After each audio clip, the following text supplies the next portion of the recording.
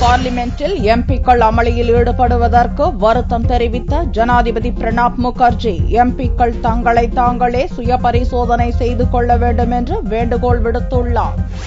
ராஜ்யசபா முன்னாள் தலைவர்கள் மற்றும் லோக்சபா முன்னாள் சபாநாயகர்களின் படங்களின் திறப்பு விழா பார்லிமென்ட் மைய மண்டபத்தில் திங்களன்று நடந்தது. படங்களை திறந்து வைத்து ஜனாதிபதி பிரணாப் முகர்ஜி பேசுகையில், எந்தவொரு விவகாரத்திலும் வாத பிரதிவாதங்கள் செய்து இறுதியில் ஒருமித்த முடிவெடுப்பதுதான் பார்லிமென்டின் செயல்பாடு என்றும், சபையில் குந்தகம் விளைவிப்பது பார்லிமென்ட் செயல்பாட்டுக்கு உகந்தது அல்ல என்றும் கூறினார். கங்கை உற்பத்தியாகும் கங்கோத்ரி மாசுபட்டால் கங்கை மட்டுமல்ல அதன் உபநதிகளும் மாசுபட்டு போகும் என்று கூறிய பிரணாப் முகர்ஜி, கங்கோத்ரியைப் போல பார்லிமென்டும் மாசுபட்டால் நாட்டின் ஜனநாயகமே மாசுபட்டுவிடும் என்றும் வருத்தத்துடன் கூறினார்.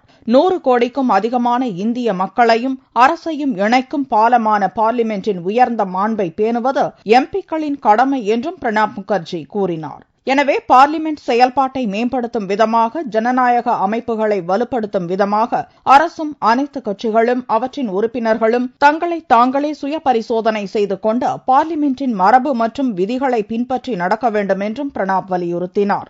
Indian Parliament is the Gangotri of our democracy.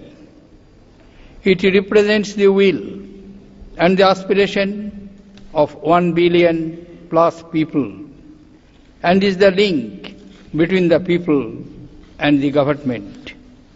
If Gangotri gets polluted, neither Ganga nor any of its tributes can stay unpolluted. It is incumbent upon all parliamentarians that they maintain the highest standards of democracy and parliamentary functioning. காலையில் ஜனாதிபதி அறிவுறுத்திய பிறகுதான் ராஜ்யசபாவில் mic உடைப்பும் பேப்பரை கிழித்து சபை துணைத் தலைவர் மீது வீசிய செயலும் நடந்தன என்பது குறிப்பிடத்தக்கது.